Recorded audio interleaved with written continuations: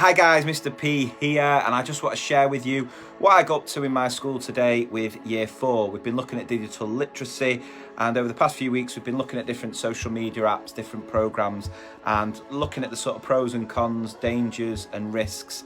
And the children have actually created their own ebook to inform other parents and children, and so that when they're old enough they know how to use these tools properly. Now, I want to make it clear, I'm in no way, shape or form encouraging children to use social media. A big focus of what we've done has been looking at the age restrictions on these tools and why they have those age restrictions. For me, it's more about educating the children so when they are old enough, they know how to use it. However, I'm not naive enough to think that some of them aren't on it. I do think education is key. And this week we were looking at editing and filtering photos, which is rife through social media, and both Instagram and Snapchat have been identified now as the two worst social media platforms for having an impact negatively on mental health. So what I decided to do was use one of these well-known photo editing apps to basically tidy myself up. And what's worrying about some of these apps are they are at the minute the biggest best-selling apps on the App Store. So I created a picture and I shared it with the class. It looks something like this. As you can see, hardly touched the thing.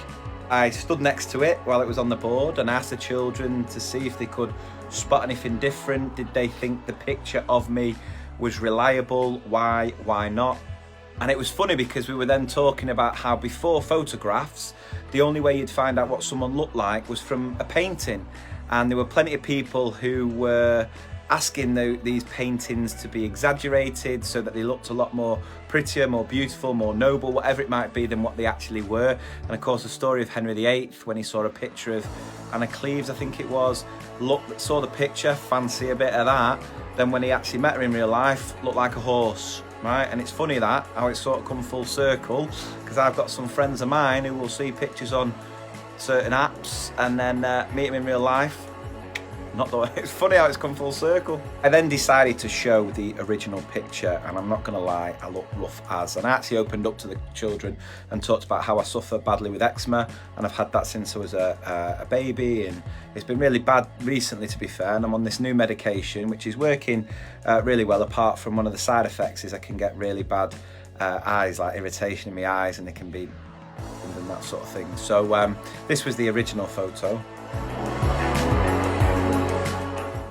I then challenged the children to try and spot all the differences between the two pictures.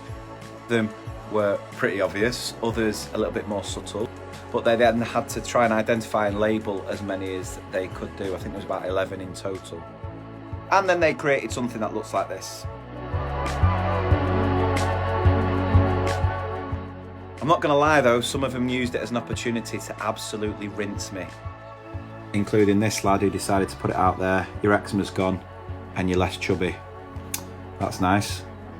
But I did think the lesson was really, really important to just make children aware that sometimes what they see on social media isn't always the truth, and therefore they shouldn't be comparing themselves to what they see.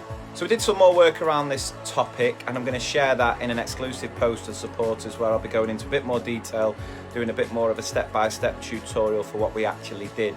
Now, if you want to access that, sign up as a supporter.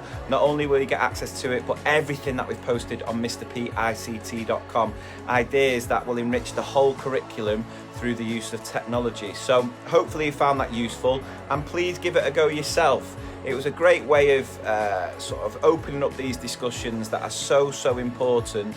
And like I say, we're not encouraging the children to use these social media apps, but it's important that they're aware, and so when they are old enough, they're not falling into the pitfalls, the traps that some of us are finding ourselves, where it does affect us, our mental health, our well-being, and so on. So thanks for watching. I'll see you soon.